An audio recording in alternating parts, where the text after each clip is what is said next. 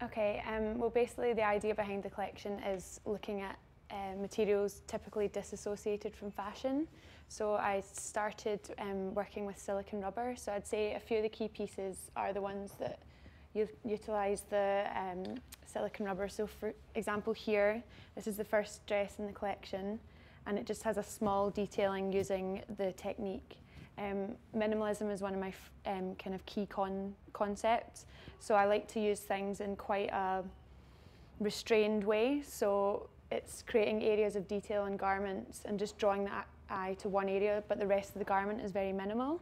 So I'd say that's definitely a key piece. You can also see the silicone rubber used here in the hem of this dress. It's quite a 20s silhouette, I guess. And it moves really nicely when it's on the catwalk. The rubber kind of like jiggles about. It's got a nice movement to it. So it's definitely a showpiece. Another key piece in the collection is this mohair coat, which also has leather pocket detailing here. It's just really long and voluminous, and the mohair kind of contrasts with the silicone rubber, so it's contrasting natural textures with really synthetic textures as well. So. I think because in the course of my research I found a lot of designers work with latex, but silicone rubber is a different material that not many designers have worked with in a fashion context. It's used a lot in rubber jewellery and also in mould making for like sculpture and stuff like that. So that's why I was drawn to it, because I hadn't seen anything created with it before. Working with a really synthetic material, I started to look at natural textures as well. So you can see that on these pieces I've pointed out, and also here. I've actually cast from basket weave, so that's the kind of thing that you see in the bottom of chairs or in upholstery. I think initially with me it's a lot to do with fabric research. It's seeing what I can get my hands on.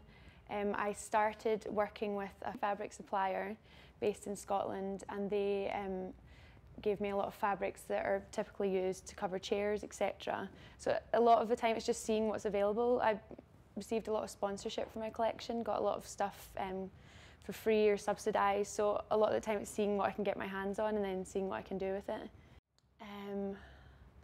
Well, I think I used to, as many people used to be, I was a bit of a goth, and I used to wear like knee-high Doc Martens and pink fishnets to school and all that, and I used to, the friends I hung about with, we'd all customise our clothes, so I think that was my kind of first interest in fashion was sparked. But I initially went to study architecture at uni, and then swapped to sculpture, and then swapped to fashion, so I've kind of gone through all the avenues. But I'd say that I still carry those influences into my work. It has to be someone that understands fashion that wears my collections, someone that understands concepts. Maybe I could see like an architect wearing my work. I mean, the kind of consumer that would wear Yamamoto or something like that, just someone that looks a bit deeper and wants a story behind their clothes, you know. And some of the stuff is quite avant-garde, like silicone rubber on clothing. It can be, you know, a lot of people wouldn't wear that, but I think I've integrated it in quite a wearable way. So people like Balenciaga because they're so forward-thinking with their fabrications. That's a key point of reference for me. Givenchy as well. I mean, a lot of my work you could relate it back to couture because it's very labour-intensive. So a lot of the stuff I've created this personally by hand, and you know, it's a really labour-intensive process with lots of steps, so I guess you could compare it to couture. But I look at a lot of old editorials for inspiration as well, a lot of, you know, 90s issues of the Face and stuff like that. So it's, you know, collecting imagery from everywhere.